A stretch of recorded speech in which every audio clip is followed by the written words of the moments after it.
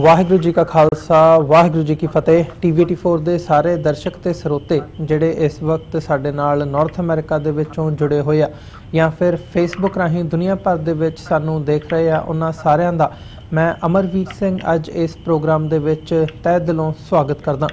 Viewers, ਅਸੀਂ ਪਿਛਲੇ ਸਾਲਾਂ ਦੇ ਵਿੱਚ ਦੇਖਿਆ ਕਿ ਪੰਜਾਬ ਦੀ ਧਰਤੀ ਤੇ ਗੁਰੂ ਗ੍ਰੰਥ ਸਾਹਿਬ ਦੀ ਬੇਅਦਬੀ ਦੀਆਂ 200 ਤੋਂ ਜ਼ਿਆਦਾ ਜਿਹੜੀਆਂ ਘਟਨਾਵਾਂ ਨੇ ਉਹ ਹੋਈਆਂ ਨੇ ਤੇ ਇਹਨਾਂ ਨੂੰ ਮੁੱਖ ਰੱਖਦਿਆਂ ਹੋਇਆਂ ਬਰਗਾੜੀ ਦੇ ਵਿੱਚ ਬਰਗਾੜੀ ਇਨਸਾਫ ਮੋਰਚੇ ਦੀ ਜਿਹੜੀ ਆਰੰਭਤਾ ਹੈਗੀ ਹੈ ਉਹ 1 ਜੂਨ ਨੂੰ ਕੀਤੀ ਗਈ ਸੀ ਤੇ ਅੱਜ ਵੀ ਉਹ ਮੋਰਚਾ ਨਿਰੰਤਰ ਜਾਰੀ ਹੈ, ਜਿਹਨੂੰ ਪੰਜਾਬ ਦੇ ਵਿੱਚ ਤੇ ਦੁਨੀਆ ਭਰ ਦੇ ਵਿੱਚ ਜਿਹੜੀ ਸਿੱਖ ਸੰਗਤ ਬੈਠੀ ਹੈ ਉਹਦਾ ਭਾਰੀ ਸਮਰਥਨ ਹਾਸਲ ਹੈ। ਪਰ ਕੀ ਕਾਰਨ ਹੈ ਕਿ ਜਸਟਿਸ ਰਣਜੀਤ ਸਿੰਘ ਕਮਿਸ਼ਨ ਦੀ ਰਿਪੋਰਟ ਹੋਵੇ, ਜਸਟਿਸ ਜ਼ੋਰਾ ਸਿੰਘ ਕਮਿਸ਼ਨ ਦੀ ਰਿਪੋਰਟ ਹੋਵੇ ਜਾਂ ਜਿਹੜੇ ਪਬਲਿਕ ਕਮਿਸ਼ਨ ਇਸ ਇਸ਼ੂ ਦੇ ਉੱਤੇ ਬਣੇ ਹੈਗੇ ਆ ਉਹਨਾਂ ਦੀ ਰਿਪੋਰਟਸ ਆਉਣ ਤੋਂ ਬਾਅਦ ਵੀ ਸਰਕਾਰ ਵੱਲੋਂ ਜਿਹੜੀ ਇਹਦੇ ਤੇ ਕੋਈ ਕਾਰਵਾਈ ਹੈ ਉਹ ਕਿਉਂ ਨਹੀਂ ਕੀਤੀ ਜਾ ਰਹੀ, ਜਾਂ ਇਹ ਕਹਿ ਲਓ ਕਿ ਸਿੱਖ ਕੌਮ ਨੂੰ ਇਨਸਾਫ ਕਿਉਂ ਨਹੀਂ ਦਿੱਤਾ ਜਾ ਰਿਹਾ ਇਸ ਸਾਰੇ ਮਾਮਲੇ ਦੇ ਵਿੱਚ। ਉਹ ਤੋਂ ਬਾਅਦ ਬਾਈਬਲ ਕਲਾਂ ਕੋਟਕਪੂਰਾ ਗੋਲੀकांड ਦਾ ਮਾਮਲਾ ਵੀ ਸਾਡੇ ਸਾਹਮਣੇ ਹੈ, ਜਿਹਦੇ ਵਿੱਚ ਜਿਹੜੇ ਦੋਸ਼ੀ ਪੁਲਿਸ ਵਾਲੇ ਸੀ ਉਹਨਾਂ ਦੇ ਖਿਲਾਫ ਜਦੋਂ ਕੇਸ ਵੀ ਰਜਿਸਟਰ ਕੀਤਾ ਗਿਆ ਤਾਂ ਉਹਨਾਂ ਦੇ ਖਿਲਾਫ ਕੇਸ ਅਣਪਛਾਤੀ ਪੁਲਿਸ ਫੋਰਸ ਕਹਿ ਕੇ ਰਜਿਸਟਰ ਕੀਤਾ ਗਿਆ। ਸੋ ਇਹ ਸਾਰੇ ਜਦੋਂ ਅਸੀਂ ਘਟਨਾਕ੍ਰਮ ਨੂੰ ਦੇਖਦੇ ਹਾਂ ਜਾਂ ਸਾਲਾਂ ਬੀਤ ਰਹੇ ਆ, ਹੁਣ ਗੱਲ ਮਹੀਨਿਆਂ ਤੋਂ ਸਾਲਾਂ ਤੱਕ ਪਹੁੰਚ ਗਈ ਹੈ, ਪਰ ਜਿਹੜਾ ਇਨਸਾਫ ਹੈਗਾ ਉਹ ਕਿਤੇ ਨੇੜੇ ਤੇੜੇ ਵੀ ਨਜ਼ਰ ਨਹੀਂ ਆਉਂਦਾ। ਤਾਂ ਸਿੱਧੀ ਜਿਹੀ ਗੱਲ ਹੈ ਵੀ ਜਿਹੜੀ ਸਰਕਾਰ ਦੀ ਨੀਤੀ ਹੈ ਜਾਂ ਸਰਕਾਰ ਦੀ ਮਨਸ਼ਾ ਹੈਗੀ ਹੈ ਉਹਦੇ ਤੇ ਬੜਾ ਵੱਡਾ ਇੱਕ ਕੁਐਸਚਨ ਮਾਰਕ ਲੱਗ ਜਾਂਦਾ ਹੈ ਕਿ ਕੀ ਸਰਕਾਰ ਸੱਚੀ ਇਨਸਾਫ ਦੇਣਾ ਚਾਹੁੰਦੀ ਹੈ ਜਾਂ ਨਹੀਂ। ਬਰਗਾੜੀ ਮੋਰਚੇ ਨੂੰ ਮੁੱਖ ਰੱਖਦਿਆਂ ਹੋਇਆਂ 14 ਅਕਤੂਬਰ ਨੂੰ ਜਿਹੜਾ ਉੱਥੇ ਸਮਾਗਮ ਹੋਇਆ ਸ਼ਹੀਦ ਸਿੰਘ ਕ੍ਰਿਸ਼ਨ ਭਗਵਾਨ ਸਿੰਘ ਤੇ ਗੁਰਜੀਤ ਸਿੰਘ ਦੀ ਸ਼ਹਾਦਤ ਨੂੰ ਮੁੱਖ ਰੱਖਦਿਆਂ ਹੋਇਆਂ ਉਹਨਾਂ ਦੀ ਬਰਸੀ ਦੇ ਮੌਕੇ ਦੇ ਉੱਤੇ ਤੇ ਉੱਥੇ ਪੰਜਾਬ ਅਸੈਂਬਲੀ ਦੇ ਸਾਬਕਾ ਡਿਪਟੀ ਸਪੀਕਰ ਨੇ ਭਾਰਤ ਦੇ ਜਿਹੜੇ ਪ੍ਰਧਾਨ ਮੰਤਰੀ ਨਰਿੰਦਰ ਮੋਦੀ ਦੇ ਜਿਹੜੇ ਨੈਸ਼ਨਲ ਸਿਕਿਉਰਿਟੀ ਐਡਵਾਈਜ਼ਰ ਨੇ ਅਜੀਤ ਡੋਵਲ, ਉਹਨਾਂ ਤੇ ਸਿੱਧਾ ਇਲਜ਼ਾਮ ਲਾਇਆ ਕਿ ਇਸ ਕੇਸ ਦੇ ਵਿੱਚ ਜਿਹੜੀ ਇਨਵੈਸਟੀਗੇਸ਼ਨ ਹੈਗੀ ਹੈ ਉਹਨੂੰ ਰੋਕਿਆ ਜਾ ਰਿਹਾ ਹੈ, ਇਨਵੈਸਟੀਗੇਸ਼ਨ ਨੂੰ ਸਿਰੇ ਨਹੀਂ ਚੜ੍ਹਨ ਦਿੱਤਾ ਜਾ ਰਿਹਾ ਤੇ ਉਹਦੇ ਬਿਹਾਈਂਡ ਜਿਹੜਾ ਹੱਥ ਹੈਗਾ ਜਾਂ ਜਿਹੜੀਆਂ ਇਸ ਸਾਰੀ ਇਨਵੈਸਟੀਗੇਸ਼ਨ ਨੂੰ ਰੋਕਣ ਦੀ ਕਾਰਵਾਈ ਹੈਗੀ ਹੈ ਉਹ ਅਜੀਤ ਡੋਵਲ ਵੱਲੋਂ ਕੀਤੀ ਜਾ ਰਹੀ ਹੈ। ਸੋ ਭਾਰਤ ਦਾ ਜਿਹੜਾ ਇੰਟੈਲੀਜੈਂਸ ਵਿਭਾਗ ਹੈਗਾ, ਖੂਫੀਆ ਵਿਭਾਗ ਹੈਗਾ, ਉਹਦੇ ਵੱਲੋਂ ਇਨਵੈਸਟੀਗੇਸ਼ਨ ਦੇ ਵਿੱਚ ਰੁਕਾਵਟ ਪੈਦਾ ਕੀਤੀ ਜਾ ਰਹੀ ਹੈ। ਸੋ ਕਈ ਸਵਾਲ ਇਹਦੇ ਤੇ ਖੜੇ ਹੋ ਜਾਂਦੇ ਨੇ। ਇੱਕ ਹੋਰ ਗੱਲ ਬੀਰ ਦਵਿੰਦਰ ਸਿੰਘ ਵੱਲੋਂ ਕਹੀ ਗਈ ਹੈ ਕਿ ਰਾਜਨਾਥ ਸਿੰਘ ਨਾਲ ਜਦੋਂ ਕੈਪਟਨ ਅਮਰਿੰਦਰ ਸਿੰਘ ਦੀ ਮੁਲਾਕਾਤ ਹੋਈ ਸੀ ਪਿਛਲੇ ਦਿਨਾਂ ਦੇ ਵਿੱਚ ਤਾਂ ਉਹਨਾਂ ਵੱਲੋਂ ਵੀ ਇਹੋ ਜਿਹਾ ਹੀ ਰਵੱਈਆ ਜਿਹੜਾ ਹੈਗਾ ਉਹ ਬਰਗਾੜੀ ਮੋਰਚੇ ਦੇ ਪ੍ਰਤੀ, ਸਿੱਖਾਂ ਨੂੰ ਇਨਸਾਫ ਦੇਣ ਦੇ ਪ੍ਰਤੀ ਦਿਖਾਇਆ ਗਿਆ ਸੀ ਕਿ ਇਨਸਾਫ ਤੁਸੀਂ ਨਹੀਂ ਦੇਣਾ, ਬਲਕਿ ਜਿਹੜੀਆਂ ਇਹ ਫੋਰਸਿਸ ਮੋਰਚੇ ਨੂੰ ਲੀਡ ਕਰ ਰਹੀਆਂ ਨੇ ਇਹਨਾਂ ਨੂੰ ਤੁਸੀਂ ਖੁਰਦ-ਬੁਰਦ ਕਰੋ, ਭਾਵੇਂ ਜਿਹੜੀ ਵੀ ਫੋਰਸ ਤੁਹਾਨੂੰ ਵਰਤਣੀ ਪੈਂਦੀ ਹੈ, ਜਿਹੜਾ ਵੀ ਹਥਕੰਡਾ ਤੁਹਾਨੂੰ ਅਪਣਾਉਣਾ ਪੈਂਦਾ ਇਹ ਤੁਸੀਂ ਅਪਣਾਓ। ਸੋ ਇਹ ਜਿਹੜੀਆਂ ਐਲੀਗੇਸ਼ਨਸ, ਜਿਹੜੀਆਂ ਗੱਲਾਂ ਬੀਰ ਦਵਿੰਦਰ ਸਿੰਘ ਵੱਲੋਂ ਕੀਤੀਆਂ ਗਈਆਂ ਨੇ, ਇਹਦੇ ਤੇ ਵਿਸਥਾਰ ਨਾਲ ਚਰਚਾ ਕਰਾਂਗੇ ਤੇ ਕੀ ਕਾਰਨ ਹੋ ਸਕਦੇ ਨੇ ਕਿ ਜਿਹੜਾ ਇਹ ਘਟਨਾਕ੍ਰਮ ਹੈਗਾ ਜਾਂ ਇਹਦੇ ਬਿਹਾਈਂਡ ਕੀ ਹੋ ਸਕਦਾ, ਇਹ ਸਭ ਜਾਣਨ ਦੀ ਅੱਜ ਅਸੀਂ ਕੋਸ਼ਿਸ਼ ਕਰਾਂਗੇ। ਸਾਡੇ ਨਾਲ ਪੰਜਾਬ ਤੋਂ ਪੰਜਾਬ ਅਸੈਂਬਲੀ ਦੇ ਸਾਬਕਾ ਡਿਪਟੀ ਸਪੀਕਰ ਬੀਰ ਦਵਿੰਦਰ ਸਿੰਘ ਸਾਡੇ ਨਾਲ ਫੋਨ ਲਾਈਨ ਤੇ ਬਣੇ ਨੇ। ਆਓ ਉਹਨਾਂ ਨਾਲ ਮਿਲ ਕੇ ਅੱਜ ਦੀ ਵਿਚਾਰ ਚਰਚਾ ਦੀ ਸ਼ੁਰੂਆਤ ਕਰਦੇ ਹਾਂ। ਜੀ ਬੀਰ ਦਵਿੰਦਰ ਸਿੰਘ ਜੀ, ਤੁਹਾਡਾ ਸਵਾਗਤ ਹੈ। ਵਾਹਿਗੁਰੂ ਜੀ ਕਾ ਖਾਲਸਾ ਵਾਹਿਗੁਰੂ ਜੀ ਕੀ ਫਤਿਹ। ਬੀਰ ਦਵਿੰਦਰ ਸਿੰਘ ਜੀ, ਜਿਹੜੀ ਇਹ ਖਾਸ ਤੌਰ ਤੇ ਸ਼ੁਰੂਆਤ ਕਰੀਏ ਅਜੀਤ ਡੋਵਲ ਤੇ ਜਿਹੜਾ ਤੁਸੀਂ ਇਹ ਇਲਜ਼ਾਮ ਲਾਇਆ ਹੈਗਾ, ਇਹ ਗੱਲ ਕਹੀ ਹੈਗੀ ਹੈ, ਸੋ ਬੇਸਿਕਲੀ ਮੈਂ ਇਹਦੀਆਂ ਡਿਟੇਲਸ ਜਾਣਨਾ ਚਾਹੂੰਗਾ ਤੇ ਜਾਣਨਾ ਚਾਹੂੰਗਾ ਕਿ ਬੇਸਿਸ ਕੀ ਹੈਗਾ, ਕਿਸ ਬਿਨਾਹ ਦੇ ਉੱਤੇ ਤੁਸੀਂ ਇਹ ਗੱਲ ਕਹੀ ਹੈ ਕਿ ਜਿਹੜੀ ਰੁਕਾਵਟ ਹੈਗੀ ਹੈ ਉਹ ਭਾਰਤੀ ਏਜੰਸੀਆਂ ਦੇ ਜਿਹੜੇ ਹੈੱਡ ਹੈਗੇ ਆ ਇਸ ਵੇਲੇ ਅਜੀਤ ਡੋਵਲ, ਉਹਨਾਂ ਵੱਲੋਂ ਪਾਈ ਜਾ ਰਹੀ ਹੈ, ਸਿੱਖਾਂ ਨੂੰ ਇਨਸਾਫ ਨਹੀਂ ਦਿੱਤਾ ਜਾ ਰਿਹਾ ਤੇ ਇਹਦੇ ਪਿੱਛੇ ਕਾਰਨ ਕੀ ਹੋ ਸਕਦੇ ਨੇ? ਤੁਹਾਨੂੰ ਸਾਰਿਆਂ ਨੂੰ ਪਤਾ ਹੋਏਗਾ ਕਿ ਜੋ ਮੌਜੂਦਾ ਡੀਜੀਪੀ ਪੰਜਾਬ ਹੈ ਮਿਸਟਰ ਸੁਰੇਸ਼ ਅਰੋੜਾ ਜੀ ਔਰ DGP intelligence mister Dinkar Gupta, ਇਹ ਦੋਵੇਂ ਬੰਦੇ ਡੋਵਲ ਨੂੰ ਰਿਪੋਰਟ ਕਰ ਰਹੇ ਨੇ ਇਸ ਵੇਲੇ ਡਾਇਰੈਕਟ ਜੀ। ਔਰ ਮਿਸਟਰ ਸੁਰੇਸ਼ ਅਰੋੜਾ ਨੇ ਦੀ ਰਿਟਾਇਰਮੈਂਟ ਹੋ ਜਾਣੀ ਸੀ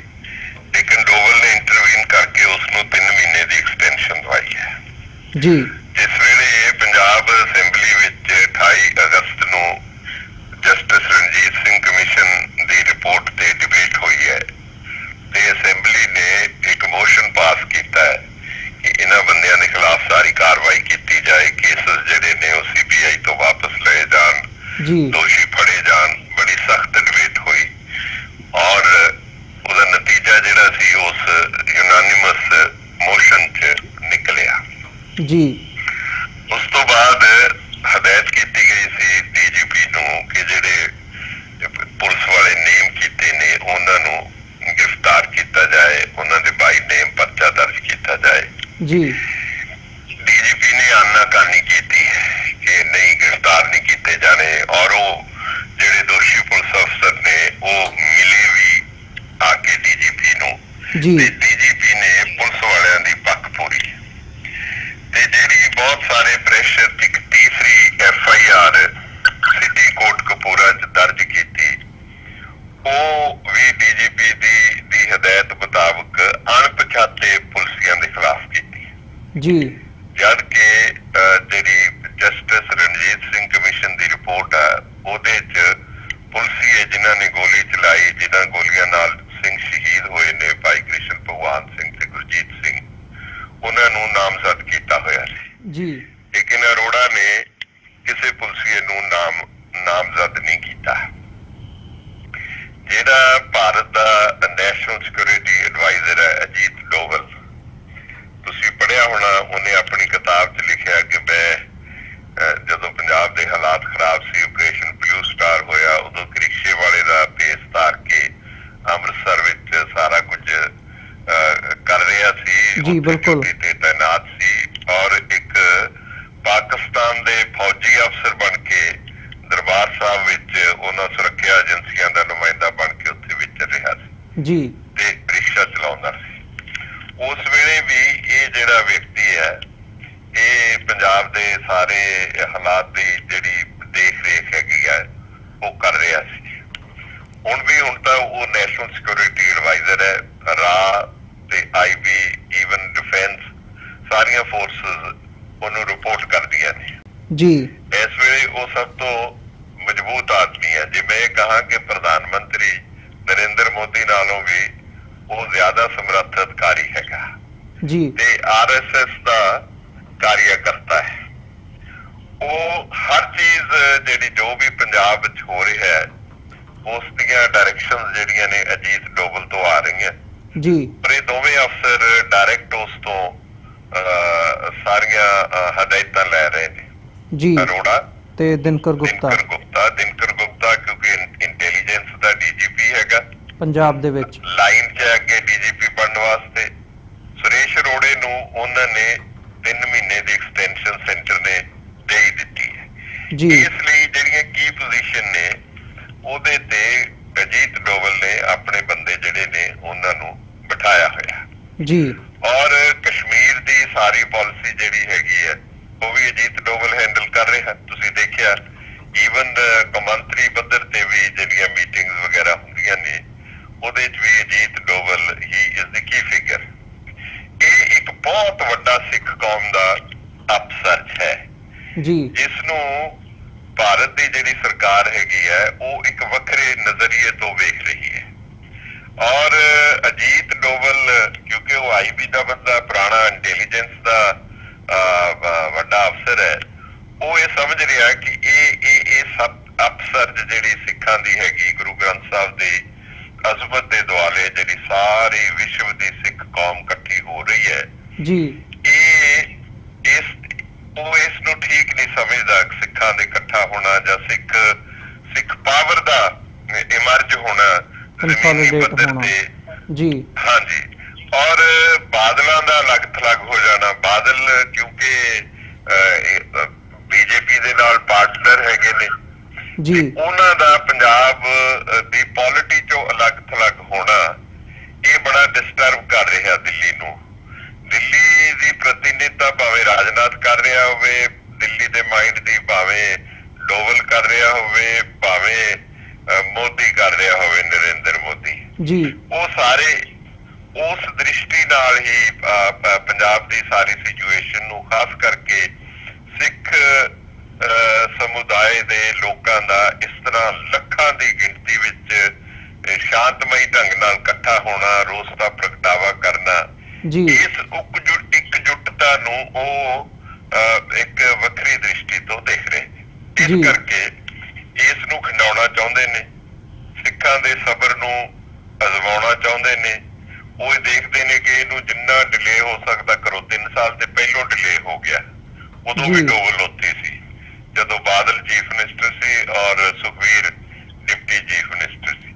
ਇਹ ਦੋਵੇਂ ਅਫਸਰ ਜਿਹੜੇ ਨੇ ਇਹ ਕੀ ਪੋਜੀਸ਼ਨਾਂ ਤੇ ਉਦੋਂ ਵੀ ਬੈਠੇ ਸੀ ਬਾਦਲਾਂ ਵੇਲੇ ਵੀ। ਜੀ ਬਿਲਕੁਲ। ਸਰਕਾਰ ਬਦਲਣ ਤੋਂ ਬਾਅਦ ਵੀ ਕੋਈ ਤਬਦੀਲੀ ਨਹੀਂ ਆਈ। ਮੈਂ ਆਪਣੇ ਤਰਕ ਦੇ ਰਿਹਾ, ਸਰਕਾਰ ਬਦਲਣ ਤੋਂ ਜਿਸ ਦਿਨ ਸਰਕਾਰ ਬਦਲਦੀ ਹੈ 2-3 ਅਫਸਰ ਮੁੱਖ ਮੰਤਰੀ ਸਹੁੰ ਚੱਕਣ ਤੋਂ ਬਾਅਦ ਤੁਰੰਤ ਬਦਲ ਦਿੰਦਾ। ਚੀਫ ਸੈਕਟਰੀ, ਦੂਜਾ principal secretary to chief minister, DGP, home secretary ਔਰ ਡੀਜੀਪੀ ਇੰਟੈਲੀਜੈਂਸ, ਇਹ 4-5 ਅਫਸਰ ਨੇ ਜਿਹੜੇ ਸਹੁੰ ਚੁੱਕਣ ਤੋਂ ਤੁਰੰਤ ਬਾਅਦ ਬਦਲੇ ਜਾਂਦੇ ਨੇ। ਇਹ ਸਿਸਟਮ ਉਵੇਂ ਹੀ ਕੰਟੀਨਿਊ ਹੋਇਆ। ਚੀਫ ਮਿਨਿਸਟਰ ਬਦਲ ਗਿਆ ਲੇਕਿਨ ਇਹ ਅਫਸਰ ਨਾ ਸਿਰਫ ਆਪਣੀਆਂ ਪੋਜੀਸ਼ਨਾਂ ਤੇ ਤਾਇਨਾਤ ਰਹੇ ਬਲਕਿ ਉਹਨਾਂ ਨੂੰ ਐਕਸਟੈਂਸ਼ਨ ਦਿੱਤੀ ਗਈ। ਜਿਹੜਾ ਸੁਰੇਸ਼ ਅਰੋੜਾ ਹੈ, ਇਹ ਸਾਰਿਆਂ ਦੀਆਂ ਕਿਤੇ ਨਾ ਕਿਤੇ ਤਾਰਾਂ ਨਾਗਪੁਰ ਜੁੜੀਆਂ ਹੋਈਆਂ ਨੇ RSS ਨਾਲ, ਔਰ ਇਹ ਇੱਕ ਜੁੰਟਾ, ਇੱਕ ਜੁੰਡਲੀ ਬਣੀ ਹੋਈ ਹੈ ਜਿਹੜੀ ਕਿਸੇ ਵੀ ਕੀਮਤ ਤੇ ਸਿੱਖਾਂ ਨੂੰ ਨਿਆਂ ਨਹੀਂ ਦੇਣਾ ਚਾਹੁੰਦੀ ਔਰ ਸਿੱਖਾਂ ਨੂੰ ਥਕਾਉਣਾ ਚਾਹੁੰਦੇ ਨੇ ਵੀ ਕਿੰਨਾ ਕੁ ਲੰਮਾ ਇਹ ਮੋਰਚਾ ਲਾ ਲੈਣਗੇ। ਅਕਤੂਬਰ 2015 ਦੀਆਂ ਘਟਨਾਵਾਂ ਨੇ ਤੇ ਇਹ ਮੋਰਚਾ 1 ਜੂਨ ਤੋਂ ਸ਼ੁਰੂ ਹੋਇਆ। ਲੋਕ ਕਿੰਨੀ ਕੁ ਗਿਣਤੀ ਚ ਉੱਥੇ ਜਾ ਚੁੱਕੇ ਨੇ ਉਹ ਸਾਰੀ ਗੱਲ ਗਿਣਤੀਆਂ ਮਿਣਤੀਆਂ ਤੋਂ ਬਾਹਰ ਹੋ ਗਈ। 7 ਅਕਤੂਬਰ, 14 ਅਕਤੂਬਰ ਤੇ ਜਿਹੜਾ ਰਵੱਈਆ ਮੁੱਖ ਮੰਤਰੀ ਦਾ ਕੈਪਟਨ ਅਮਰਿੰਦਰ ਸਿੰਘ ਦਾ, ਉਹ ਉਹੋ ਹੀ ਰਵੱਈਆ ਹੈ ਜੋ ਬਾਜਵਾਨ ਦਾ ਸੀ। ਨਾ ਉਹਨਾਂ ਨੇ ਡੱਕਾ ਤੋੜਿਆ, ਗੱਲ ਘੁੰਮਣ ਘੇਰੀਆਂ ਚ ਪਾਈ ਰੱਖੀ ਤੇ ਉਹੀਓ ਰਵੱਈਆ ਹੁਣ ਕੈਪਟਨ ਅਮਰਿੰਦਰ ਸਿੰਘ ਦਾ, ਇਸ ਨੇ ਵੀ ਗੱਲ ਘੁੰਮਣ ਘੇਰੀਆਂ ਵਿੱਚ ਪਾਤੀ। ਮੈਂ ਦੱਸਣਾ ਚਾਹੁੰਦਾ ਸੰਗਤ ਨੂੰ ਕਿ 28 ਅਗਸਤ ਨੂੰ ਏਡੀ ਤਾਂਬੜ ਤੋੜ ਡਿਬੇਟ ਪੰਜਾਬ ਅਸੈਂਬਲੀ ਚ ਹੋਈ, ਮਤਾ ਹੋਇਆ ਜਿਹੜਾ ਅਸੈਂਬਲੀ ਦਾ ਯੂਨਾਨੀਮਸ ਰੈਜ਼ੋਲੂਸ਼ਨ ਹੁੰਦਾ ਹੈ ਔਰ ਉਹ ਰੈਜ਼ੋਲੂਸ਼ਨ ਜਿਹੜਾ ਸਰਕਾਰੀ ਧਿਰ ਵੱਲੋਂ ਲਿਆਂਦਾ ਜਾਵੇ ਉਸ ਤੋਂ ਸਖਤ ਆਦੇਸ਼ ਪਾਰਲੀਮੈਂਟਰੀ ਡੈਮੋਕ੍ਰੇਸੀ ਚ ਕਿਸੇ ਗਵਰਨਮੈਂਟ ਨੂੰ ਹੋਰ ਹੋ ਨਹੀਂ ਸਕਦਾ। That was as good as a directive of the legislature to the executive. That was directive of the legislature to the executive. ਤੇ ਜਦ ਮਤਾ ਪਾਸ ਹੋ ਗਿਆ, ਮੁੱਖ ਮੰਤਰੀ ਉੱਥੇ ਮੌਜੂਦ ਹੈ ਔਰ ਐਡਵੋਕੇਟ ਜਨਰਲ ਵੀ ਸਦਨ ਚ ਬੈਠੇ ਨੇ ਤੇ ਉਸ ਤੋਂ ਬਾਅਦ ਉਹ ਡਾਇਰੈਕਟਿਵ ਸੀ ਤੇ ਕੈਪਟਨ ਅਮਰਿੰਦਰ ਸਿੰਘ ਨੂੰ ਚਾਹੀਦਾ ਸੀ ਕਿ ਉਸੇ ਰਾਤ ਕਾਰਵਾਈ ਕੀਤੀ ਜਾਂਦੀ। ਪੁਲਿਸ ਦੀ ਕਾਰਵਾਈ ਤਾਂ ਵਾਇਰਲੈਸ ਤੇ ਡਾਇਰੈਕਸ਼ਨ ਹੀ ਦੇਣੀ ਸੀ ਪਹਿਲਾਂ, ਤਿਆਰ ਰੱਖਦੇ ਆਪਣੀਆਂ ਬਟਾਲੀਅਨਸ ਨੂੰ। ਜਿਹੜੇ ਦੋਸ਼ੀ ਸੀ ਜਦੋਂ ਅਸੈਂਬਲੀ ਨੇ ਮਤਾ ਪਾਸ ਕਰਤਾ ਉਹਨਾਂ ਨੂੰ ਰਾਤੋਂ ਰਾਤ ਰਾਉਂਡ ਅਪ ਕਰਨਾ ਚਾਹੀਦਾ ਸੀ ਔਰ ਉਹਨਾਂ ਦੇ ਖਿਲਾਫ ਕਾਰਵਾਈ ਕਰਨੀ ਚਾਹੀਦੀ ਸੀ, ਪਰ ਹੋਇਆ ਨਹੀਂ। ਏਦਾਂ ਨਹੀਂ ਹੋਇਆ, ਇਸ ਕਰਕੇ ਨਹੀਂ ਹੋਇਆ ਕਿਉਂਕਿ ਡੋਵਲ ਜਿਹੜਾ ਸੀ ਉਹ ਸਾਰੀਆਂ ਡਾਇਰੈਕਸ਼ਨ ਦੇ ਰਿਹਾ ਸੀ। ਉਹਨੇ ਡਾਇਰੈਕਸ਼ਨ ਦੇਤੀ ਕਿ ਜੀ ਇਹ ਵੱਡੇ ਖਾਤੇ ਪਾਓ ਮਤਾ ਵੀ। ਹੁਣ ਤੁਸੀਂ ਦੇਖੋ ਜੱਗੋ 13ਵੀਂ ਹੋਈ, ਐਡਵੋਕੇਟ ਜਨਰਲ ਜਿਹੜਾ ਅਸੈਂਬਲੀ ਵਿੱਚ ਮੌਜੂਦ ਸੀ ਉਸ ਵੇਲੇ, ਪਾਰਲੀਮੈਂਟ ਜਿਹੜੀ ਪਾਰਲੀਮੈਂਟਰੀ ਡਾਇਰੈਕਸ਼ਨ ਜਿਹੜੀ ਹੋਈ ਮਤੇ ਦੇ ਰੂਪ ਚ, ਉਹ ਮਤਾ ਐਡਵੋਕੇਟ ਜਨਰਲ ਨੂੰ ਓਪੀਨੀਅਨ ਲਈ ਭੇਜਤਾ ਤੇ ਕੈਪਟਨ ਅਮਰਿੰਦਰ ਸਿੰਘ ਨੇ ਬਿਆਨ ਦੇ ਦਿੱਤਾ ਵੀ ਅਸੈਂਬਲੀ ਦਾ ਮਤਾ ਐਡਵੋਕੇਟ ਜਨਰਲ ਨੂੰ ਭੇਜਿਆ, ਉਹਦਾ ਓਪੀਨੀਅਨ ਆਉਣ ਤੇ ਕੋਈ ਅਗਲੀ ਕਾਰਵਾਈ ਹੋਏਗੀ। ਵੱਡੇ ਖਾਤੇ ਪੈ ਗਈ ਗੱਲ। ਇਨ ਦਾ ਮੇਨ ਟਾਈਮ ਰਾਜਨਾਥ ਸਿੰਘ ਨੇ ਅਮਰਿੰਦਰ ਸਿੰਘ ਨੂੰ ਦਿੱਲੀ ਤਲਬ ਕਰ ਲਿਆ। 31 ਤਾਰੀਖ ਨੂੰ 31 ਅਗਸਤ ਨੂੰ ਅਮਰਿੰਦਰ ਸਿੰਘ ਦੀ ਰਾਜਨਾਥ ਨਾਲ ਅਨਸ਼ਡਿਊਲਡ ਮੀਟਿੰਗ ਹੁੰਦੀ ਹੈ।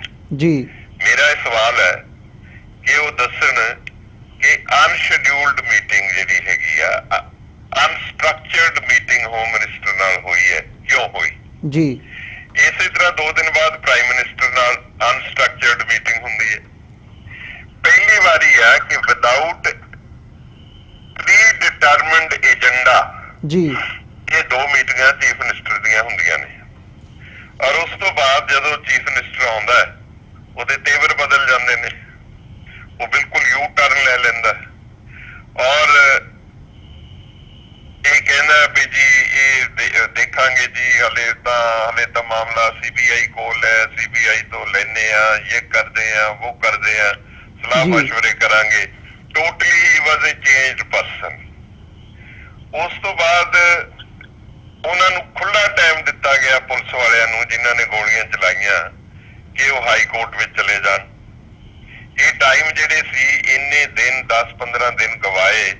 ਇਹ ਡੋਵਲ ਦੀ ਹਦਾਇਤ ਤੇ ਸੈਂਟਰ ਦੀ ਹਦਾਇਤ ਤੇ ਜਾਣ ਬੁੱਝ ਕੇ ਕੈਪਟਨ ਅਮਰਿੰਦਰ ਸਿੰਘ ਨੇ ਵਕਤ ਜ਼ਾਇਆ ਕੀਤਾ, ਕਿਉਂਕਿ ਇਹ ਜਿਹੜੇ 2 ਅਫਸਰ ਸੀਗੇ ਇਹ ਉਹੀ ਕੁਝ ਕਰ ਰਹੇ ਸੀ ਜੋ ਡੋਵਲ ਦੀ ਹਦਾਇਤ ਸੀ। ਉਹਨਾਂ ਪੁਲਿਸਿਆਂ ਨੂੰ ਹਾਈ ਕੋਰਟ ਵਿੱਚ ਭੇਜਤਾ।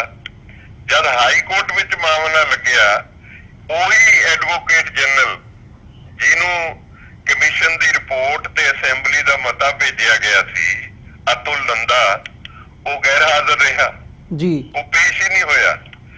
150 ਦੇ ਕਰੀਬ ਐਡਵੋਕੇਟ ਜਨਰਲ ਦੇ ਦਫ਼ਤਰ ਵਿੱਚ ਸਰਕਾਰੀ ਵਕੀਲ ਨੇ ਜਿਹੜੇ ਅਲੱਗ-ਅਲੱਗ ਜੱਜਾਂ ਦੀਆਂ ਅਦਾਲਤਾਂ ਵਿੱਚ ਕੇਸਾਂ ਵਿੱਚ ਸਰਕਾਰ ਵੱਲੋਂ ਪੇਸ਼ ਹੁੰਦੇ ਨੇ। 150 ਔਰ ਇਹਨਾਂ ਦੀਆਂ 2-3 ਲੱਖ ਰੁਪਈਆ ਤਨਖਾਹਾਂ ਨੇ। ਇਹਦੀ ਪਤਨੀ ਵੀ ਉੱਥੇ ਐਡੀਸ਼ਨਲ ਐਡਵੋਕੇਟ ਜਨਰਲ ਹੈ। ਲੇਕਿਨ ਉਸ ਅਦਾਲਤ ਵਿੱਚ ਕੋਈ ਵੀ ਸਰਕਾਰੀ ਵਕੀਲ ਪੇਸ਼ ਨਹੀਂ ਹੋਇਆ ਜਿੱਥੇ ਸਿੱਖ ਕੌਮ ਦਾ ਏਡਾ ਵੱਡਾ ਸੰਵੇਦਨਸ਼ੀਲ ਮਾਮਲਾ ਸੁਣਿਆ ਜਾ ਰਿਹਾ ਸੀ। 2.5 ਘੰਟੇ ਜੱਜ ਨੇ ਉਡੀਕ ਕੀਤੀ ਕਿ ਸਰਕਾਰ ਦਾ ਵਕੀਲ ਕੋਈ ਆਪਣਾ ਪੱਖ ਪੇਸ਼ ਕਰੇ, ਲੇਕਿਨ ਕੋਈ ਵਕੀਲ ਪੇਸ਼ ਨਹੀਂ ਹੋਇਆ। ਸਿੱਖਾਂ ਦੇ ਹੱਕ ਦੇ ਵਿੱਚ ਸਰਕਾਰ ਜਿਹੜੀ ਹੈਗੀ ਹੈ ਉਹ ਮੁਨਕਰ ਹੋਈ ਸਿੱਖਾਂ ਦਾ ਹੱਕ ਜਾਂ ਸਿੱਖਾਂ ਦਾ ਜਿਹੜਾ ਪੱਖ ਹੈਗਾ ਉਹ ਅਦਾਲਤ ਦੇ ਵਿੱਚ ਪੇਸ਼ ਕਰਨ ਦੇ ਲਈ। ਉਹਨਾਂ ਦੀ ਖਾਮੋਸ਼ੀ ਔਰ ਗੈਰ ਹਾਜ਼ਰੀ ਇਹ ਸਾਬਤ ਕਰਦੀ ਹੈ ਕਿ ਉਹ ਮੁਲਜ਼ਮਾਂ ਨਾਲ ਮਿਲੇ ਹੋਏ ਨੇ ਤੇ ਮੁਲਜ਼ਮਾਂ ਨੂੰ ਅਦਾਲਤ ਤੋਂ ਫਾਇਦਾ ਦਿਵਾਉਣਾ ਚਾਹੁੰਦੇ ਸੀ ਤੇ ਅਦਾਲਤ ਨੇ ਇੱਕ ਪਾਸੜ ਫੈਸਲਾ ਸੁਣਾ ਕੇ ਮਾਮਲੇ ਨੂੰ ਸਟੇ ਕਰ ਦਿੱਤਾ। ਰਣਜੀਤ ਸਿੰਘ ਕਮਿਸ਼ਨ ਦੀ ਰਿਪੋਰਟ ਦੀ ਇੰਪਲੀਮੈਂਟੇਸ਼ਨ ਵੀ ਸਟੇ ਕਰ ਦਿੱਤੀ। ਹੁਣ ਇਹਦੇ 'ਚ ਦੁੱਖ ਵਾਲੀ ਗੱਲ ਇਹ ਹੈ ਕਿ ਉਹਨਾਂ ਨੇ ਟੈਕਨੀਕਲ ਗਰਾਊਂਡਸ ਤੇ ਜਸਟਿਸ ਰਣਜੀਤ ਸਿੰਘ ਕਮਿਸ਼ਨ ਦੀ ਜਿਹੜੀ ਨਿਯੁਕਤੀ ਹੈ ਕਨਸਟੀਟਿਊਸ਼ਨ ਉਸੇ ਨੂੰ ਚੈਲੰਜ ਕੀਤਾ ਹੈ, ਕਿਉਂਕਿ ਉਸ ਤੋਂ ਪਹਿਲਾਂ ਜਸਟਿਸ ਜ਼ੋਰਾ ਸਿੰਘ ਕਮਿਸ਼ਨ ਬਣਿਆ ਸੀ ਜਿਹਨੇ ਆਪਣੀ ਰਿਪੋਰਟ ਦਿੱਤੀ ਹੈ। ਵਿਧੀ ਦੇ ਮੁਤਾਬਕ ਉਸ ਰਿਪੋਰਟ ਨੂੰ ਕੈਬਨਿਟ ਵਿੱਚ ਵਿਚਾਰਨਾ ਚਾਹੀਦਾ ਸੀ। ਉਸ ਤੋਂ ਬਾਅਦ ਕੈਬਨਿਟ ਫੈਸਲਾ ਕਰਦੀ ਕਿਹੜੀਆਂ ਸਿਫਾਰਿਸ਼ਾਂ ਉਸ ਦੀਆਂ ਮਨਜ਼ੂਰ ਕੀਤੀਆਂ, ਕਿਹੜੀਆਂ ਰਿਜੈਕਟ ਕੀਤੀਆਂ। ਕੈਬਨਿਟ ਫੈਸਲਾ ਦਿੰਦੀ ਕਿ ਇਹ ਕੰਮ ਜਿਹੜਾ ਹੈਗਾ ਉਹ ਅਧੂਰਾ, ਇਸ ਲਈ ਇਹ ਕਮਿਸ਼ਨ ਜਿਹੜਾ ਹੈਗਾ ਖਤਮ ਕੀਤਾ ਜਾਂਦਾ, ਉਹਨੂੰ ਡੀ ਨੋਟੀਫਾਈ ਕਰਨਾ ਸਰਕਾਰ ਦੀ ਜ਼ਿੰਮੇਵਾਰੀ ਸੀ। ਲੇਕਿਨ ਜ਼ੋਰਾ ਸਿੰਘ ਕਮਿਸ਼ਨ ਨੂੰ ਡੀ ਨੋਟੀਫਾਈ ਕਰਨ ਤੋਂ ਬਗੈਰ ਹੀ ਇੱਕ ਨਵਾਂ commission justice Ranjit Singh commission ਬਣਾ ਦਿੱਤਾ ਤੇ ਮਾਮਲੇ ਉਹੀ ਨੇ, ਗੁਰੂ ਗ੍ਰੰਥ ਸਾਹਿਬ ਮਹਾਰਾਜ ਦੀ ਬੇਅਦਬੀ, ਬੇਬਲ ਕਲਾਂ, ਕੋਟਕਪੂਰਾ ਗੋਲੀकांड ਵਗੈਰਾ ਵਗੈਰਾ। ਇਹ ਠੀਕ ਹੈ, ਟਰਮਸ ਆਫ ਰੈਫਰੈਂਸ ਥੋੜੀਆਂ ਜ਼ਿਆਦਾ ਉਹਨੂੰ ਵਿਸਥਾਰ ਦੇ ਦਿੱਤਾ। ਹੁਣ ਸਵਾਲ ਇਹ ਉੱਠਦਾ, ਉਹਨਾਂ ਨੇ ਕਾਇਮੀ ਨੂੰ ਹੀ ਚੈਲੰਜ ਕਰ ਦਿੱਤਾ ਹੈਗਾ। ਹਾਈ ਕੋਰਟ ਨੇ ਉਹ ਮਾਮਲਾ ਸੁਣਨਾ ਸ਼ੁਰੂ ਕਰਤਾ। 3 ਤਰੀਕ ਪੈ ਚੁੱਕੀ ਹੈ, 11 ਤਾਰੀਖ ਸੀ, ਹੁਣ 11 ਤੋਂ 24 ਨਵੰਬਰ ਪੈ ਗਈ ਹੈ। ਕਿੰਨੀ ਕੁ ਦੇਰ ਉੱਥੇ ਸੰਗਤਾਂ ਬੇਬਲ ਕਲਾਂ, ਆਪਣਾ ਬਰਗਾੜੀ ਕਲਾਂ, ਲੱਖਾਂ ਦੀ ਗਿਣਤੀ 'ਚ ਲੋਕ ਚਲੇ ਗਏ ਨੇ। ਇਹ ਮਾਮਲਾ ਨਾ ਤਾਂ ਸਰਕਾਰ ਵਾਸਤੇ ਕੋਈ ਪ੍ਰਾਇੋਰਿਟੀ ਹੈ, ਨਾ ਭਾਰਤ ਦੀ ਸਰਕਾਰ ਵਾਸਤੇ ਕੋਈ ਪ੍ਰਾਇੋਰਿਟੀ ਹੈ, ਨਾ ਅਦਾਲਤਾਂ ਵਾਸਤੇ ਕੋਈ ਪ੍ਰਾਇੋਰਿਟੀ ਹੈ। 24 ਨਵੰਬਰ ਨੂੰ ਹੁਣ ਅਗਲੀ ਤਾਰੀਖ ਹੈ, ਸਟੇ ਜਾਰੀ ਹੈ। ਇਹ ਮੈਂ ਇਸ ਕਰਕੇ ਕਹਿ ਰਿਹਾ ਵੀ ਸਰਕਾਰ ਦੀ ਬੇਈਮਾਨੀ, ਅਮਰਿੰਦਰ ਸਿੰਘ ਦੀ ਬੇਈਮਾਨੀ। ਅੱਜ ਦੀ ਤਰੀਕ 'ਚ ਬਾਦਲ, ਅਮਰਿੰਦਰ, ਡੋਵਲ ਔਰ ਨਰਿੰਦਰ ਮੋਦੀ, ਰਾਜਨਾਥ ਸਿੰਘ, ਸੁਖਵੀਰ ਬਾਦਲ, DGP ਅਰੋੜਾ ਤੇ ADGP ਇੰਟੈਲੀਜੈਂਸ, ਇਹ ਸਾਰੇ ਇੱਕ ਨੇ, ਇੱਕ ਤਰ੍ਹਾਂ ਸੋਚਦੇ ਨੇ। ਸਾਰੀ ਸਿੱਖ ਕੌਮ ਇੱਕ ਪਾਸੇ ਖੜੀ ਹੈ ਤੇ ਇਹ ਦੂਜੇ ਪਾਸੇ ਖੜੇ ਆ। ਗੁਰੂ ਗ੍ਰੰਥ ਸਾਹਿਬ ਮਹਾਰਾਜ ਦੀ ਅਜ਼ਮਤ ਦਾ ਸਵਾਲ ਹੈ ਜੀ। ਸਿੱਖਾਂ ਵਾਸਤੇ ਇਸ ਤੋਂ ਵੱਡਾ ਸੰਵੇਦਨਸ਼ੀਲ ਮਾਮਲਾ ਕੌਮ ਵਾਸਤੇ ਹੋਰ ਕੋਈ ਹੋ ਨਹੀਂ ਸਕਦਾ। ਕੀ ਉਹਨਾਂ ਨੂੰ ਇਹ ਗੱਲ ਸਮਝ ਨਹੀਂ ਆ ਰਹੀ? ਕੀ ਅਮਰਿੰਦਰ ਸਿੰਘ ਨੂੰ ਇਸ ਗੱਲ ਦਾ ਪਤਾ ਨਹੀਂ ਹੈ? ਘੁੱਗੂ ਤਾਂ ਨਹੀਂ ਹੈ? ਹੀ ਅੰਡਰਸਟੈਂਡਸ ਐਵਰੀਥਿੰਗ, ਪਰ ਜਾਣ ਬੁੱਝ ਕੇ ਇਹ ਤਮਾਸ਼ਾ ਹੋ ਰਿਹਾ ਹੈ ਔਰ ਉਹਨੂੰ ਕਿਹਾ ਜਾ ਰਿਹਾ ਕਿ ਸਾਰੀ ਫੌਜ, ਸਾਰੀਆਂ ਸੈਂਟਰ ਦੀਆਂ ਫੋਰਸਸ ਅਸੀਂ ਪੰਜਾਬ 'ਚ ਤਾਇਨਾਤ ਕਰ ਦਿਆਂਗੇ, ਪਰ ਇਹਨਾਂ ਦੇ ਅੱਗੇ ਘੁੱਟਣੇ ਨਹੀਂ ਟੇਕਣੇ, ਸਰੈਂਡਰ ਨਹੀਂ ਕਰਨਾ, ਤਾਂ ਕਿ ਜਿਹੜੀ ਸਿੱਖ ਪਾਵਰ ਹੈਗੀ ਹੈ, ਸਾਰੀ ਕਮਿਊਨਿਟੀ ਦੀ ਜਿਹੜੀ ਯੂਨਿਟੀ ਦੀ ਜਿਹੜੀ ਤਾਕਤ ਹੈ, ਉਹਨੂੰ ਅਸੀਂ ਇਮਰਜ ਨਹੀਂ ਹੋਣ ਦੇਣਾ। ਜੀ ਵੀਰ ਦਵਿੰਦਰ ਸਿੰਘ ਜੀ, ਜਿਵੇਂ ਤੁਸੀਂ ਗੱਲ ਕੀਤੀ ਮਨਸ਼ੇ ਦੇ ਨਾਲ ਇਹ ਸਾਰੀਆਂ ਬੇਈਮਾਨੀਆਂ ਹੋ ਰਹੀਆਂ। ਇੱਕ ਗੱਲ ਮੈਂ ਹੋਰ ਕਹਿਣੀ ਚਾਹੁੰਦਾ ਜੀ, ਕਿੰਨੇ ਮਾਮਲੇ ਐਸੇ ਨੇ ਜਿਹੜੀਆਂ ਅਦਾਲਤਾਂ ਜਾਂ ਸੁਪਰੀਮ ਕੋਰਟ ਹਿੰਦੁਸਤਾਨ 'ਚ ਕੁਝ ਜਿਹੜੀਆਂ ਸੰਵੇਦਨਸ਼ੀਲ ਘਟਨਾਵਾਂ ਨੇ, ਸਨਸਨੀਖੇਜ ਘਟਨਾਵਾਂ ਨੇ, ਉਹਨਾਂ ਦਾ ਸੂਓ ਮਾਟੋ ਨੋਟਿਸ ਲੈ ਕੇ ਸੁਣਵਾਈ ਕਰ ਲੈਂਦੀ ਹੈ। ਜੀ ਬਿਲਕੁਲ। ਮੈਂ ਜਾਣਨਾ ਚਾਹੁੰਦਾ ਵੀ ਇਹ ਮਾਮਲਾ ਉਹਨਾਂ ਲਈ ਕੋਈ ਸਨਸਨੀਖੇਜ ਨਹੀਂ ਹੈ? ਇਹ ਏਡਾ ਇਮੋਟਿਵ ਇਸ਼ੂ ਹੈ। ਅਸੀਂ ਏਡੀ ਵੱਡੀ ਮਹੱਤਵਪੂਰਨ ਮਿਨੋਰਿਟੀ ਹੈਗੇ ਆ, ਸਾਰੀ ਦੁਨੀਆ 'ਚ ਸਾਡੀ ਗਲੋਬਲ ਪ੍ਰੈਜ਼ੈਂਸ ਹੈਗੀ ਆ ਸਿੱਖਾਂ ਦੀ। ਗੁਰੂ ਗ੍ਰੰਥ ਸਾਹਿਬ ਮਹਾਰਾਜ ਦੀ ਬੇਅਦਬੀ ਦਾ ਮਾਮਲਾ is not an emotive issue for the Supreme Court, for the High Court। ਉਹ ਕਿਉਂ ਨਹੀਂ ਸੂਓ ਮਾਟੋ ਨੋਟਿਸ ਲੈ ਕੇ ਇਸ ਮਾਮਲੇ ਨੂੰ ਆਪਣੇ ਹੱਥ 'ਚ ਲੈ ਕੇ ਸੁਪਰੀਮ ਕੋਰਟ ਦਾ ਚੀਫ ਜਸਟਿਸ ਡਾਇਰੈਕਟਿਵ ਕਿਉਂ ਨਹੀਂ ਦਿੰਦਾ ਪੰਜਾਬ ਤੇ ਹਰਿਆਣਾ ਦੀ ਹਾਈ ਕੋਰਟ ਨੂੰ ਕਿ ਇਹਨੂੰ ਹਰ ਰੋਜ਼ ਇਹਦੀ ਦਿਨ ਰਾਤ ਸੁਣਵਾਈ ਕਰੋ, ਇਸ ਮਾਮਲੇ ਨੂੰ ਨਜਿੱਠੋ? ਤੁਸੀਂ ਸਟੇ ਸਾਡੇ ਸੰਗ ਚੜਾਤੀ ਹੈ, ਸਾਰੀ ਕੌਮ ਤਰਾ ਕਰ ਰਹੀ ਹੈ ਤੇ ਮਹੀਨੇ ਦੀ ਤਰੀਕ ਪਾਤੀ, ਇਹਨਾਂ ਨੂੰ ਸ਼ਰਮ ਨਹੀਂ ਆਉਂਦੀ? ਜੀ ਬਿਲਕੁਲ, ਸਾਰੀਆਂ ਚੀਜ਼ਾਂ ਸਮਝ ਨਹੀਂ ਆ ਰਹੀਆਂ। ਨਹੀਂ, ਇਹਦੇ ਵਿੱਚੋਂ ਮੈਂ ਸਮਝਦਾ ਕਿ ਇਹ ਸਾਡੀ ਦ੍ਰਿੜਤਾ ਔਰ ਸਾਡੇ ਸਬਰ ਦਾ ਇਮਤਿਹਾਨ ਹੋ ਰਿਹਾ। ਇਹ ਬੜੀ ਵੱਡੀ ਸਾਜ਼ਿਸ਼ ਹੈ ਜਿਹਦੇ 'ਚ ਸਾਰੀਆਂ ਤਾਕਤਾਂ ਜਿਹੜੀਆਂ ਨੇ, ਉਹ ਮਨਸ਼ਾ ਇਹਨਾਂ ਦਾ ਇਹ ਹੈ ਕਿ ਬਰਗਾੜੀ ਦਾ ਮੋਰਚਾ ਜਿਹੜਾ ਇਹਨੂੰ ਖੰਡਾ ਦਿੱਤਾ ਜਾਏ ਔਰ ਗੁਰੂ ਗ੍ਰੰਥ ਸਾਹਿਬ ਦੇ ਮਾਮਲੇ ਤੇ ਸਿੱਖਾਂ ਨੂੰ ਇਨਸਾਫ ਨਾ ਦਿੱਤਾ ਜਾਏ। ਤੇ ਉਹ ਸੂਈਆਂ ਮਾਰ ਕੇ ਦੇਖਣਾ ਚਾਹੁੰਦੇ ਨੇ ਵੀ ਕਿੰਨਾ ਕੁ ਖੂਨ ਇਹਨਾਂ ਦੇ ਵਿੱਚ ਹੈਗਾ ਤੇ ਖੂਨ ਦੀ ਲਾਲੀ ਕਿੰਨੀ ਕੁ ਹੈ। ਜੀ ਵੀਰ ਦਵਿੰਦਰ ਸਿੰਘ ਜੀ, ਜਿਹੜੀ ਤੁਸੀਂ ਗੱਲ ਕੀਤੀ ਹੈ ਜਾਂ ਜਿਹੜੀ ਇਹ ਰਿਪੋਰਟ ਦੇ ਉੱਤੇ ਸਟੇ ਲੱਗਣ ਦਾ ਮਾਮਲਾ ਹੈਗਾ, ਕਿ ਇਹ ਗੱਲ ਐਕਸਪੈਕਟ ਕੀਤੀ ਜਾ ਸਕਦੀ ਹੈ ਵੀ ਆਉਣ ਵਾਲੇ ਸਮੇਂ ਦੇ ਵਿੱਚ ਜਿਹੜੀ ਜਸਟਿਸ ਰਣਜੀਤ ਸਿੰਘ ਕਮਿਸ਼ਨ ਦੀ ਰਿਪੋਰਟ ਹੈਗੀ ਹੈ ਉਹ ਮੁੱਢੋਂ ਹੀ ਖਾਰਜ ਕਰ ਦਿੱਤੀ ਜਾਵੇ ਤਾਂ ਕਿ ਇਹ ਸਵਾਲ ਹੀ ਨਾ ਬਚੇ ਵੀ ਉਹਦੇ? ਜੀ, there is a possibility when they have challenged the constitution of the Justice Ranjit Singh Commission on legal grounds, on technical grounds, ਤੇ ਇਹੀ ਹਾਈ ਕੋਰਟ ਜਿਹੜੀ ਰੋਜ਼ ਸਟੇ ਦਿੰਦੀ ਹੈ, ਜਿਹਨੇ 24 ਨਵੰਬਰ ਤਰੀਕ ਪਾਤੀ, ਉਹਨਾਂ ਦੀ ਅੱਖਾਂ ਤੇ ਪੱਟੀ ਬੰਨੀ, ਉਹਨਾਂ ਨੂੰ ਦਿਖ ਨਹੀਂ ਰਿਹਾ ਕਿ ਕਿਵੇਂ ਲੱਖਾਂ ਦੀ ਗਿਣਤੀ 'ਚ ਲੋਕ ਤਰਾ ਕਰਦੇ ਬਰਗਾੜੀ ਪੁੱਜ ਰਹੇ ਨੇ। ਇਹ ਪੰਜਾਬ ਦੀ ਧਰਤੀ ਲਈ ਕੋਈ ਸੰਵੇਦਨਸ਼ੀਲ ਮਾਮਲਾ ਨਹੀਂ ਹੈ। ਇਹ ਹਾਈ ਕੋਰਟ ਨੂੰ ਸਮਝ ਨਹੀਂ ਆ ਰਿਹਾ। ਜਿਹੜੀਆਂ ਸੁਰੱਖਿਆ ਏਜੰਸੀਆਂ, ਇੰਟੈਲੀਜੈਂਸ ਏਜੰਸੀਆਂ ਨੇ, ਕਿ ਉਹਨਾਂ ਨੂੰ ਰਿਪੋਰਟ ਨਹੀਂ ਕਰ ਰਹੀਆਂ ਕਿ ਮਾਮਲਾ ਨਿਬੇੜਨਾ ਚਾਹੀਦਾ? ਔਰ ਉਹੀ ਹਾਈ ਕੋਰਟ ਜਿਹਨੇ ਸਟੇ ਦੇਤੀ ਹੈਗੀ ਹੈ, ਜਿਹਨੇ ਸੈਣੀ ਨੂੰ ਸਟੇ ਦੇਤੀ, ਜਿਹਨੇ ਉਹਨਾਂ ਪੁਲਿਸ ਵਾਲਿਆਂ ਨੂੰ ਸਟੇ ਦੇਤੀ, ਤੇ ਉਹ ਜਸਟਿਸ ਰਣਜੀਤ ਸਿੰਘ ਕਮਿਸ਼ਨ ਨੂੰ ਜੇ ਉਹ ਕੁਐਸ਼ ਹੀ ਕਰ ਦਿੰਦੀ ਹੈ ਉਸ ਦੀ ਕਨਸਟੀਟਿਊਸ਼ਨ ਨੂੰ, ਫਿਰ ਕੀ ਬਣੇਗਾ? ਫਿਰ ਮਤਲਬ ਜਿਹੜੀ ਜੇ ਰਿਪੋਰਟ ਹੀ ਖਾਰਜ ਕਰ ਦਿੱਤੀ ਜਾਂਦੀ ਹੈ ਤਾਂ ਉਹਦੇ ਤੇ ਕਾਰਵਾਈ ਦੀ, ਜੀ ਬਿਲਕੁਲ, ਤਾਂ ਜੇ ਰਿਪੋਰਟ ਹੀ ਖਾਰਜ ਹੋ ਜਾਂਦੀ ਹੈ ਤਾਂ ਉਹਦੇ ਤੇ ਕਾਰਵਾਈ ਕਰਨ ਦੀ ਤਾਂ ਗੱਲ ਹੀ ਮੁੱਕ ਜਾਂਦੀ ਹੈ। ਪਰ ਇੱਕ ਜਿਹੜੀ ਕੈਪਟਨ ਜੀ, ਇੱਕ ਬੇਨਤੀ ਕਰਨੀ ਚਾਹੁੰਦਾ ਜੀ, ਜਿਹੜੇ ਮੇਰੀ ਉਮਰ ਦੇ ਲੋਕ ਨੇ ਜਾਂ ਮੇਥੋਂ ਵੱਡੇ ਨੇ, ਉਹਨਾਂ ਨੂੰ ਚੇਤੇ ਹੋਏਗਾ, ਇੱਕ ਕਸ਼ਮੀਰ ਵਿੱਚ ਬੜੀ ਵੱਡੀ ਮਸਜਿਦ ਹੈ ਹਜ਼ਰਤ ਬਲ। ਇਹ ਡਲ ਲੇਕ ਦੇ ਖੱਬੇ ਕਿਨਾਰੇ ਤੇ ਸੁਸ਼ੋਭਿਤ ਹੈ। ਉੱਥੇ ਮੁਸਲਮਾਨ ਲੋਕ ਜਿਹੜੇ ਨੇ ਇਸ ਮੁਕੱਦਸ ਜੋ ਮਸਜਿਦ ਹੈ ਉੱਥੇ ਦਰਸ਼ਨਾਂ ਲਈ ਜਾਂਦੇ ਨੇ। ਕਿਉਂ? ਕਿਉਂਕਿ ਉੱਥੇ ਇਸਲਾਮ ਦੇ ਪੈਗੰਬਰ ਹਜ਼ਰਤ ਮੁਹੰਮਦ ਸਾਹਿਬ ਦਾ ਇੱਕ ਵਾਲ ਉਹਨਾਂ ਦਾ ਛੋਟਾ ਜਿਹਾ ਉਹ ਉੱਥੇ ਮੁਸਲਮਾਨਾਂ ਨੇ ਸਾਂਭ ਕੇ ਰੱਖਿਆ, ਜਿਸ ਨੂੰ ਉਹ ਮੂਏ ਮੁਕੱਦਸ ਆਖਦੇ ਨੇ। ਮੂਏ ਮੁਬਾਰਕ, ਮੂਏ ਮੁਕੱਦਸ। 400 ਸਾਲ ਤੋਂ ਇਹ ਹਜ਼ਰਤ ਮੁਹੰਮਦ ਸਾਹਿਬ ਦਾ ਵਾਲ ਉੱਤੇ ਸੁਸ਼ੋਭਿਤ ਹੈ।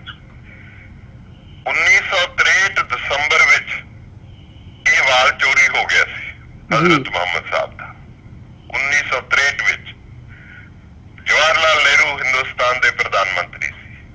ਅੱਗ ਲੱਗੀ ਸੀ ਕਸ਼ਮੀਰ ਵਿੱਚ, ਸਾਰੇ ਹਿੰਦੁਸਤਾਨ ਵਿੱਚ ਮੁਸਲਮਾਨ ਉੱਠ ਖੜੇ ਹੋਏ, ਦੁਨੀਆ ਭਰ ਦੇ ਮੁਸਲਮਾਨ ਇੱਕ ਹੋ ਗਏ ਕਿ ਮੂਹੇ ਮੁਬਾਰਕ ਜਿਹੜਾ ਹੈਗਾ ਉਹ ਚੋਰੀ ਹੋਇਆ ਤੇ ਕਿਉਂ ਹੋਇਆ, ਉਹਨੂੰ ਦੁਬਾਰਾ ਲੱਭ ਕੇ ਉੱਥੇ ਸੁਸ਼ੋਭਿਤ ਕੀਤਾ ਜਾਏ। ਸਾਰੇ ਅਰਬ ਮੁਲਕਾਂ 'ਚ ਬੈਠੇ ਮੁਸਲਮਾਨਾਂ ਦੀਆਂ ਨੇ ਆਪਣੀਆਂ ਐਮਬੈਸੀਆਂ ਦੇ ਰਾਹੀਂ ਪ੍ਰੈਸ਼ਰ ਬਣਾਇਆ ਹਿੰਦੁਸਤਾਨ ਦੀ ਸਰਕਾਰ ਤੇ 2 ਵਾਰ ਪੰਡਿਤ ਜਵਾਹਰ ਲਾਲ ਨਹਿਰੂ ਬਤੌਰ ਪ੍ਰਧਾਨ ਮੰਤਰੀ ਰੇਡੀਓ ਤੇ ਉਹਨੇ ਨੇਸ਼ਨ ਨੂੰ ਸੰਬੋਧਨ ਕੀਤਾ। ਪਹਿਲੀ ਵਾਰ ਉਹਨੇ ਮੁਸਲਮਾਨਾਂ ਤੋਂ ਮਾਫੀ ਮੰਗੀ, ਨਾਲ ਹੀ ਕਿਹਾ ਕਿ ਮੈਂ ਹਿੰਦੁਸਤਾਨ ਦੀ ਧਰਤੀ ਦਾ ਚੱਪਾ ਚੱਪਾ ਛਾਣ ਮਾਰਾਂਗਾ।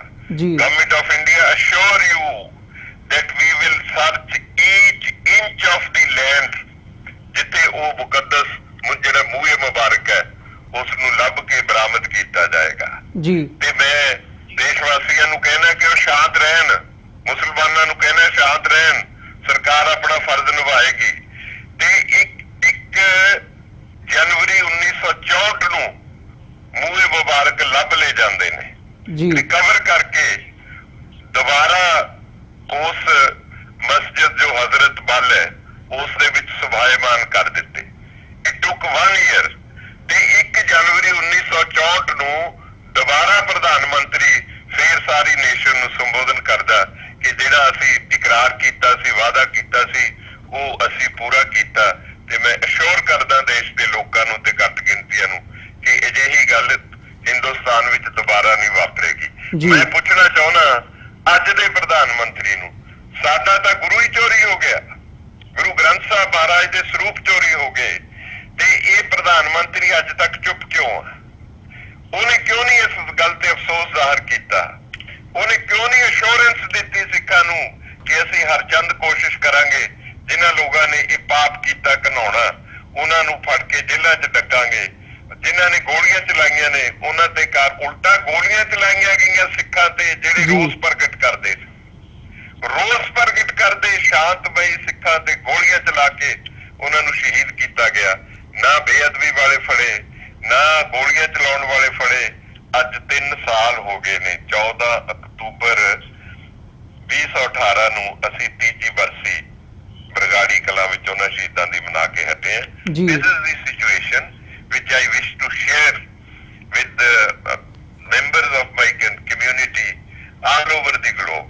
ਮੈਂ ਤੁਹਾਡੇ ਰਾਹੀਂ ਬੇਨਤੀ ਕਰਨੀ ਚਾਹੁੰਦਾ ਸਾਰੀਆਂ ਸਿੱਖ ਸੰਸਥਾਵਾਂ ਜੋ ਨਾਰਥ ਅਮਰੀਕਾ, ਯੂਰਪ 'ਚ ਜਿੱਥੇ ਵੀ ਬੈਠੀਆਂ, ਉਹਨਾਂ ਨੂੰ ਵੀ ਚਾਹੀਦਾ ਹੈ ਕਿ ਉਹ ਇਕੱਠੇ ਹੋ ਕੇ ਗੁਰਦੁਆਰਾ ਕਮੇਟੀਆਂ ਜਿੰਨੀਆਂ ਐਮਬੈਸੀਆਂ ਮੁਲਕਾਂ ਦੀਆਂ ਹੈਗੀਆਂ ਇੱਥੇ, ਉਹਨਾਂ ਸਾਰੀਆਂ ਐਮਬੈਸੀਜ਼ 'ਚ ਜਾ ਕੇ ਆਪਣੇ ਮੈਮੋਰੰਡਮ ਦੇਣ ਤਾਂ ਕਿ ਕੌਮਾਂਤਰੀ ਦਬਾਅ ਜਿਹੜਾ ਹੈਗਾ ਉਹ ਭਾਰਤ ਸਰਕਾਰ ਤੇ ਬਣਾਇਆ ਜਾ ਸਕੇ ਕਿ ਅਸੀਂ ਮਿਨੋਰਿਟੀ ਹੈਗੇ ਆ, ਸਾਡੀ ਮਿਨੋਰਿਟੀ ਸਾਡੇ ਧਾਰਮਿਕ ਜਜ਼ਬਾਤਾਂ ਨੂੰ ਕੁਚਲਿਆ ਜਾ ਰਿਹਾ ਹੈ, ਸਪਰੈਸ ਕੀਤਾ ਜਾ ਰਿਹਾ ਹੈ, ਐਂਡ ਜਸਟਿਸ ਜਿਹੜਾ ਹੈਗਾ ਉਹ ਸਾਨੂੰ ਡਿਨਾਈ ਕੀਤਾ ਜਾ ਰਿਹਾ ਹੈ।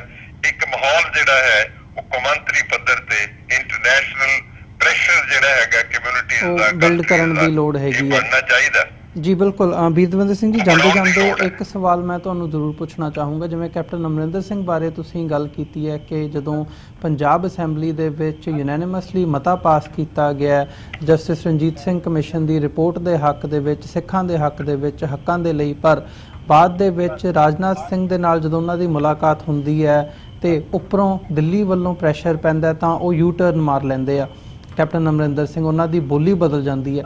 ਕੀ ਕਾਰਨ ਆ? ਮਤਲਬ ਦਿੱਲੀ ਕੋਲ ਕਿਹੜੀ ਗਿੱਦੜ ਸਿੰਘੀ ਹੈਗੀ ਹੈ ਕਿ ਉਹਨਾਂ ਨੇ ਕੈਪਟਨ ਅਮਰਿੰਦਰ ਸਿੰਘ ਦਾ ਯੂ ਟਰਨ ਮਰਵਾ ਦਿੱਤਾ ਹੈਗਾ, ਜਾਂ ਇਹ ਕਾਰਵਾਈ ਨੂੰ ਉਹਨਾਂ ਨੇ ਉੱਥੇ ਦਾ ਉੱਥੇ ਹੀ ਠੱਪ ਕੀਤਾ ਹੈਗਾ? 1 ਮਿੰਟ ਹੈਗਾ ਜੀ ਸਾਡੇ ਕੋਲ, ਜੇ ਬਰੀਫਲੀ ਤੁਸੀਂ ਜਵਾਬ ਦੇ ਸਕੋ। ਗਿੱਦੜ ਸਿੰਘੀ ਇਹ ਹੈ, ਸਾਰੀ ਦੁਨੀਆ ਨੂੰ ਪਤਾ ਹੈ ਕਿ ਕੈਪਟਨ ਅਮਰਿੰਦਰ ਸਿੰਘ ਦੀ ਜਿਹੜੀ ਸਰਕਾਰੀ ਕੋਠੀ ਹੈ ਮੁੱਖ ਮੰਤਰੀ ਵਾਲੀ, ਉੱਥੇ ਪਾਕਿਸਤਾਨ ਦੀ ਇੱਕ ਮਹਿਲਾ ਪੱਤਰਕਾਰ ਰੂਸਾ ਆਲਮ ਪਿਛਲੇ 1.5 ਸਾਲ ਤੋਂ ਰਹਿ ਰਹੀ ਹੈ ਜੀ। ਔਰ ਉਹ ਜਿਹੜੀ ਮਹਿਲਾ ਪੱਤਰਕਾਰ ਹੈ ਉਹ ਪਾਕਿਸਤਾਨ ਦੀ ਡਿਫੈਂਸ ਐਨਾਲਿਸਟ ਹੈ। ਸਾਫਮਾਨ ਦੀ ਕਿਸੇ ਵੇਲੇ ਪਾਕਿਸਤਾਨ ਦੇ ਚੈਪਟਰ ਦੀ ਉਹ ਚੇਅਰਪਰਸਨ ਸੀਗੀ। 1.5 ਸਾਲ ਤੋਂ ਰਹਿ ਰਹੀ ਹੈ, ਗੂੰਗੀ ਨਹੀਂ ਹੈ, ਬੋਲੀ ਨਹੀਂ ਹੈ, ਲਿਖਦੀ ਹੈ, ਬੋਲਦੀ ਹੈ, ਪੜ੍ਹਦੀ ਹੈ, ਰੋਜ਼ ਪਾਕਿਸਤਾਨ 'ਚ ਗੱਲਾਂ ਕਰਦੀ ਹੈ। ਮੈਨੂੰ ਭਰੋਸੇਯੋਗ ਵਸੀਲੇ ਤੋਂ ਪਤਾ ਲੱਗਿਆ ਕਿ ਉਹਦੀ ਹਰ ਗੁਫ਼ਤਗੂ ਜਿਹੜੀ ਹੈ, ਉਹਦੀ ਸਾਰੀ ਐਕਟੀਵਿਟੀ ਅੰਡਰ ਸਰਵੇਲੈਂਸ ਹੈਗੀ ਹੈ ਇੰਡੀਆ ਦੀਆਂ ਜਿਹੜੀਆਂ ਸਿਕਿਉਰਿਟੀ ਏਜੰਸੀਜ਼ ਹੈਗੀਆਂ ਨੇ। 131 ਸੀਡੀਜ਼ ਨੇ ਉਹਦੀਆਂ ਰਿਕਾਰਡਿੰਗਸ, ਜਿਹੜੀ ਉਹ ਗੱਲਬਾਤ ਪਾਕਿਸਤਾਨ ਦੇ ਜਰਨੈਲਾਂ ਨਾਲ ਕਰਦੀ ਆ ਜਾਂ ਹੋਰ ਜਿੰਨੀਆਂ ਉਹਦੀਆਂ ਐਕਟੀਵਿਟੀਜ਼ ਨੇ ਜੀ। ਮੈਨੂੰ ਭਰੋਸੇਯੋਗ ਵਸੀਲੇ ਤੋਂ ਪਤਾ ਲੱਗਿਆ ਕਿ ਅਮਰਿੰਦਰ ਸਿੰਘ ਨੂੰ ਇਹ ਦੱਸ ਦਿੱਤਾ ਗਿਆ ਹੈ ਕਿ ਸਾਡੇ ਪਾਸ 131 ਰਿਕਾਰਡਡ ਸੀਡੀਜ਼ ਹਨ ਕਿ ਕੀ ਹੋ ਰਿਹਾ ਮੁੱਖ ਮੰਤਰੀ ਦੇ ਘਰ ਵਿੱਚ, ਤੇ ਮੁੱਖ ਮੰਤਰੀ ਦੇ ਰੈਜ਼ੀਡੈਂਸ ਤੋਂ ਇਹ ਸਾਰਾ ਕੁਝ ਹੋ ਰਿਹਾ ਹੈ ਤੇ ਇਹ ਟੋਲਰੇਟ ਨਹੀਂ ਕੀਤਾ ਜਾ ਸਕਦਾ। ਜੇ ਸਰਕਾਰ ਐਕਸ਼ਨ ਲੈਣ ਤੇ ਆ ਜਾਵੇ ਤੇ ਅਮਰਿੰਦਰ ਸਿੰਘ ਦੇ ਖਿਲਾਫ ਔਰ ਰੂਸਾ ਆਲਮ ਦੇ ਖਿਲਾਫ ਬਹੁਤ ਵੱਡੀ ਕਾਰਵਾਈ ਹੋ ਸਕਦੀ ਹੈ, ਬਹੁਤ ਵੱਡੀ। ਇਹ ਤਲਵਾਰ ਅਮਰਿੰਦਰ ਸਿੰਘ ਦੇ ਸਿਰ ਤੇ ਲਟਕਾ ਦਿੱਤੀ ਗਈ ਹੈ। ਰੂਸਾ ਆਲਮ ਅੱਜ ਵੀ ਉੱਥੇ ਮੌਜੂਦ ਹੈ ਜੀ। ਇਹਦਾ ਜਵਾਬ ਅਸੀਂ ਤਾਂ ਭਾਰਤ ਦੀ ਸਰਕਾਰ ਤੋਂ ਵੀ ਮੰਗਦੇ ਹਾਂ ਕਿ ਉਹ ਸਾਡੇ ਬੰਦਿਆਂ ਦੇ ਤਾਂ ਗੋਲੀਆਂ ਚਲਾ ਰਹੀ ਹੈ ਤੇ ਰੂਸਾ ਆਲਮ ਨੂੰ ਕਿਉਂ ਨਹੀਂ ਕੱਢਦੀ ਇੱਥੋਂ। ਮੁੱਖ ਮੰਤਰੀ ਦੇ ਘਰ ਬੈਠੀ ਹੈ ਰੂਸਾ ਆਲਮ, ਇੱਕ ਪਾਕਿਸਤਾਨੀ ਨੈਸ਼ਨਲ ਹੈ। With what authority, with what legitimacy she is sitting there, what she is doing there. ਇਹ ਸਵਾਲ ਅਮਰਿੰਦਰ ਸਿੰਘ ਵੀ ਦੱਸੇ, ਸਾਰੀ ਕੌਮ ਪੁੱਛਦੀ ਹੈ, ਸਾਰਾ ਪੰਜਾਬ ਜਾਣਨਾ ਚਾਹੁੰਦਾ। And these are locustandi, she is operating from there. And she, ਅਸਲ ਤਾਂ ਮੁੱਖ ਮੰਤਰੀ ਰੂਸਾ ਆਲਮ ਹੈ, ਇੱਥੇ ਸਾਰਾ ਪ੍ਰਸ਼ਾਸਨ, ਸਾਰੇ ਸੌਦੇ ਬੈਠ ਕੇ ਰੂਸਾ ਆਲਮ ਕਰ ਰਹੀ ਹੈ।